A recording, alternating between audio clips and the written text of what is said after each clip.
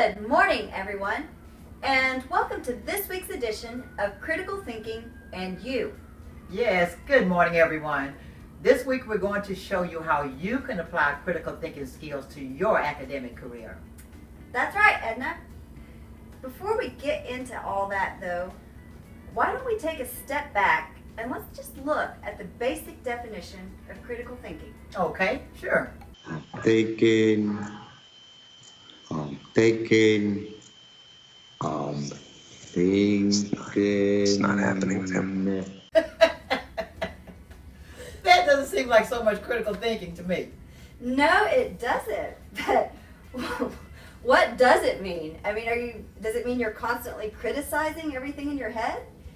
That doesn't sound too positive. It sounds kind of judgmental, actually. Well, no. That's not what we're talking about. Although judging is not necessarily a bad thing. I mean, in our society, it does kind of have a negative connotation. Mm-hmm. But it really just means to evaluate. And if you evaluate constructively... Well, that's right. Evaluation is an important part of critical thinking. As we found out in our dictionary.com definition, and there it says that critical thinking is disciplined thinking. It says that it's clear, rational, open-minded, and informed by evidence, right? Now, we also found some information in oxforddictionaries.com. Right. Very interesting. Now, this is how it defines critical thinking: as the objective analysis and evaluation of an issue in order to form a judgment. Right. Okay? And here is where we applied critical thinking to our own project. In fact, we took our psychology textbook, Mm-hmm. right? And we looked at the definition for critical thinking that it had. Right. That's right. Critical thinking, the process of weighing various pieces of evidence, synthesizing them, and evaluating and determining the contributions of each. So evaluating actually is pretty important. Mm-hmm. These definitions, they're all a little bit different from each other, but what I'm getting from them is that they're all kind of have similar themes. Right. They all talk about evaluating evidence, being open-minded and objective. Right. So I think that it's talking about active thinking, not passive. Right. See, you can't just tell me something and I think, okay, what she said. Right. But on the other hand, if you say something to me that I don't particularly like, I'm not just going to blow it off and say, oh, I don't like that. You know, I'm not going to believe that. Right. You got to listen. You got to analyze the information, whether you listened to it, read about it, memorized it, and then process it all. Compare it to what you already know. Analyze it. Is it logical? Does the evidence presented really back up the conclusion? Yes. But how can we take all of this and apply it to our academic career? Well, let's talk about that. Okay. We'll take a look at how you can apply critical thinking skills to your academic career as soon as we get back. Stay tuned.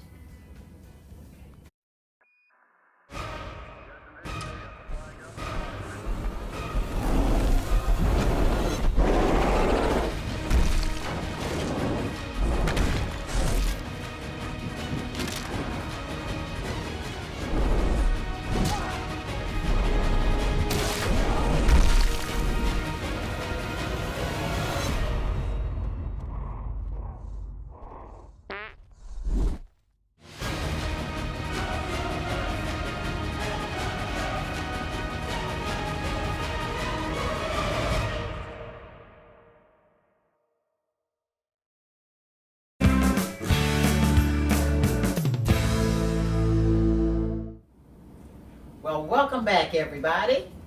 Yes, welcome back. Now this is where we get into the meat and potatoes. We've talked a little bit about what critical thinking is. Now we're going to take a look at how we can apply those skills to our academic career. Okay. I don't know if you remember this, but when we started brainstorming, we came across this page on a website. I believe it was the Canberra University website from Australia. And they actually directly addressed this topic, and they broke it down into different areas. So we thought that was a great jumping off place. Right. we took 2 or 3 of their ideas and we combined it with some of our own, right? And these ideas that we got, those are the ones we're going to address today, which is critical thinking in reading and writing, practical application for the college student, Okay. and beyond college, critical thinking in different disciplines. Okay. Right. So each of us took one of those topics and we researched it. Right. But we didn't just do that. Since it's us, we went on and beyond because that's just how we roll, right? Right. We just roll. All right. So we decided to get some expert opinion on academic critical thinking. So back by popular demand is Superbird.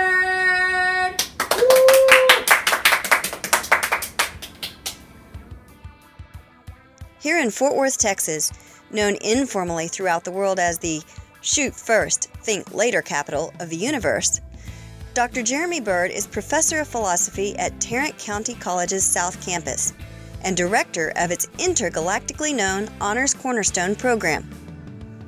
He agreed to meet with me, but only if we would style him head honcho and lord of philosophy on the credits. I grew up in Georgia. Out of high school, I was somewhat torn between studying something in the humanities and something in the sciences. I got a fairly good offer from Georgia Tech, so I went there to study physics for my first year. But that was a philosophy class I had there that I particularly enjoyed. And at the end of the year, I decided I really wanted to do something with philosophy. They didn't have a philosophy program at Tech, so I transferred to the University of Georgia and ended up getting my bachelor's degree in mathematics and philosophy.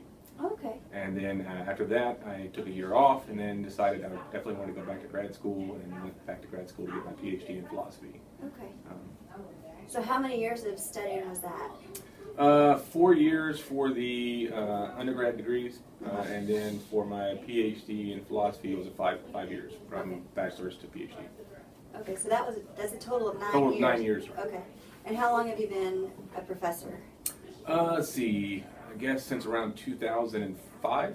I was a teaching assistant while I was a grad student, but as a PhD professor, I guess, since 2005. Well, I've certainly used critical thinking in my career. I mean, it's what I do. All of my articles, I try to do that. In my classes, I try to do that. It's opened up a lot of opportunities for me because when you go into an interview setting, when you're just dealing with other people, the ability to think and think for yourself is extremely valuable.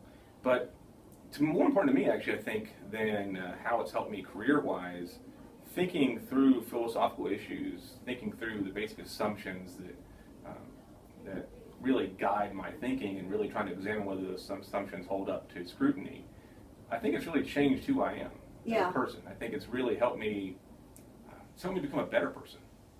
So I'm certainly very flawed now, but I think it's fair to say that anyone who knew me in high school, I was extremely arrogant, very obnoxious, and I love to debate issues, but the main goal I had, I think, was just to win.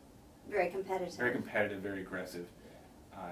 But going through studying philosophy, going through college, getting exposed to other people, other points of view, realizing that the assumptions that I had made, the assumptions that I had been taught growing up, weren't necessarily right, and I needed to think them through again, see what the evidence was for them. Just learning about what guides people in their thoughts and their decision making, I think, has made me a lot more empathetic as a person. Yeah. A lot more understanding of other people and where they're coming from. So you would say that philosophy has probably helped you to become more open-minded and suspend judgment, maybe? Yes, well, suspend judgment, but even in cases where I have fairly firmly held convictions, I still think I recognize my own fallibility and I understand where people are coming from, even if I disagree with them. Even if, after carefully analyzing all the positions and all the evidence, I still think they're wrong. I think I'm still a lot more understanding and considerate about it than I used to be. Yeah, you at least understand where they're coming from. Okay.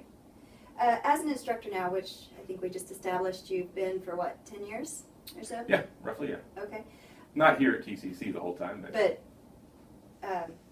total, in the field, right? Yeah, in the field. What do you do to try to develop critical thinking in your students, besides giving them iPads? Right. Well, it really starts on day one in all my classes. What I want the students to do is I want them to think about the issues that we're going to be talking about.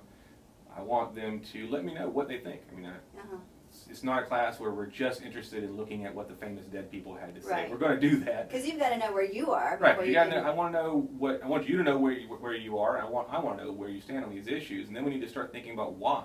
Why do you think that? Right. We're going to look at what various famous philosophers had to say and why they said it. But I want that to inform your views and your beliefs. One of the things I tell my students is they're not going to be graded on what they end up thinking. Okay. But they're going to be graded on whether or not they understand the issues involved and they really thought it through. And that's what I want to stress from the beginning in my classes. And so what we start doing is we start laying out the arguments, the issues we care about. We start talking about why we believe the things we believe. And we start evaluating them from the get-go. Yeah. Both in class discussion, in writing, everything we do is about understanding the arguments and asking ourselves whether those arguments are really compelling. Right. And yeah, I've certainly experienced that, and I do think it helped me to be a better thinker, and as you say, maybe on the path to being a better person. So. In her book, Thought and Knowledge, An Introduction to Critical Thinking, Diane F. Halpern says that knowledge is not something static that gets transferred from one person to another, like pouring water from one glass to another. Information becomes knowledge when we make our own meaning of it. In college, a lot of the information that we get is through reading. Now keep in mind, when I say reading, I'm not just talking about our textbooks. I mean, you take class notes for a reason, right? Do you ever go back over them? And what about the material you're looking at now for your project? Hopefully you're reading that too. And of course, some professors assigned other readings as well.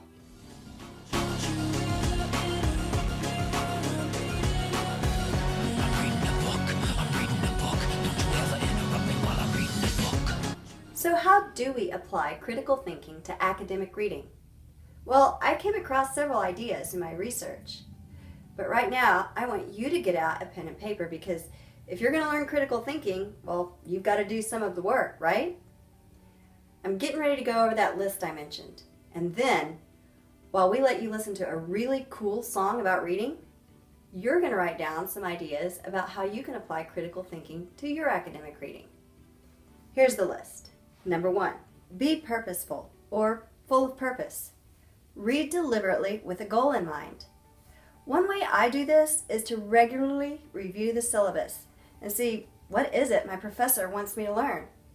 Then I look at the reading and see how does it fit into that. Suspend judgment.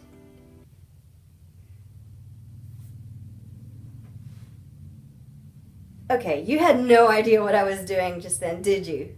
You didn't know what was coming next. Why? I was keeping you in suspense. So when you suspend your judgment as you read, you're not going to quickly jump to conclusions or just accept or reject whatever the author is saying. Think. Follow the author's logic. Evaluate her evidence. Make links between ideas, and not just within the subject itself. As you saw, we used our psychology textbook to get a definition for critical thinking. Analyze. Break down the reading into parts. Maybe make an outline and use the headings, subheadings, and definitions to do that. Synthesize. Summarize the ideas presented in the reading in your own words, or think about how you could explain it to someone who is unfamiliar with the subject. A few other ideas. Write down questions to ask yourself as you read. Then, as you find the answers, write them down. Bracket the main ideas, or place an asterisk by them. Turn subheadings into questions, and then find the answer in the section. Relate theory to practice.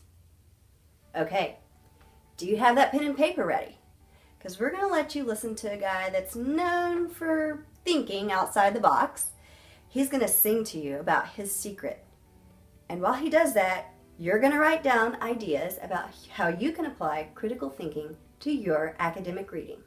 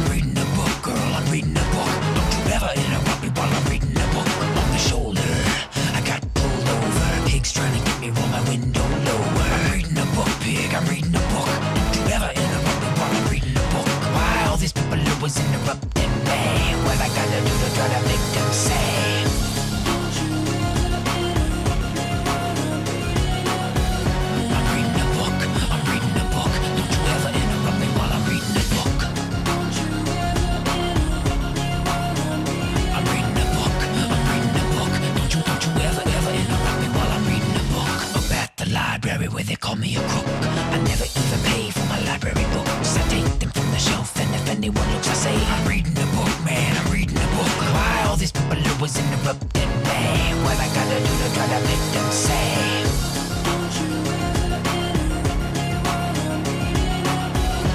reading a book, I'm reading a book. Don't you ever interrupt me while I'm reading a book. I'm reading a book, I'm reading a book. Don't you ever interrupt me while I'm reading a book. If you ever interrupt me, you can bet you're gonna see the nasty me, the nasty me, the nasty me. I'm reading a book, I'm reading a book. Don't you ever interrupt me while I'm reading a book. I'm reading a book, I'm reading a book. Don't you ever interrupt me while I'm reading a book. I'm reading a book, I'm reading a book. Don't you ever interrupt me while I'm reading a book. I'm reading a book, I'm reading a book. Don't you ever interrupt.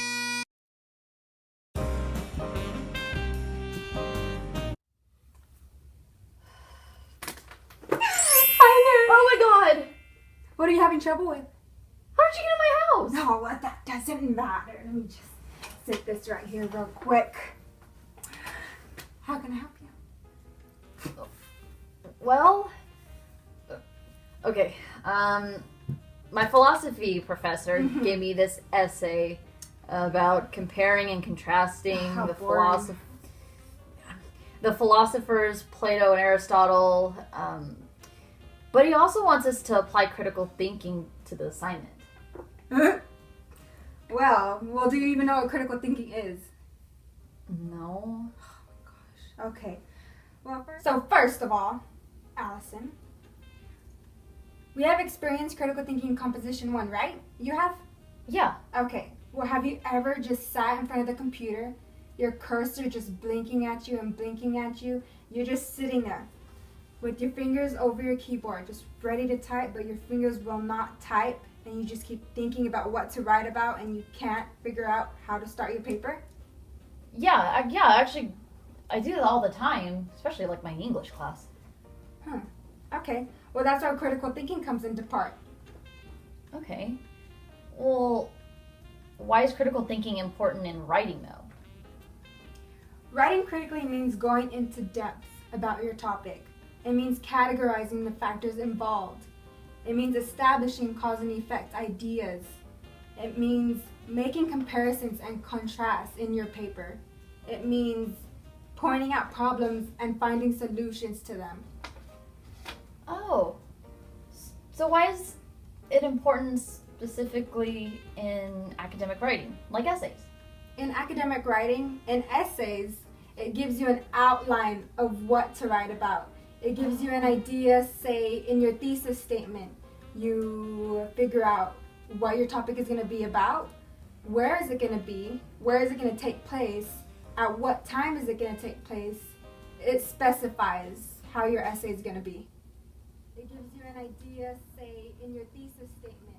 You figure out what your topic is going to be about, where is it going to be, where is it going to take place, at what time is it going to take place. It specifies how your essay is going to be. Oh, now I get it. I knew you could do it. Oh, you really helped me with this assignment. I really didn't think I was going to get this done. Hi, I'm Kim.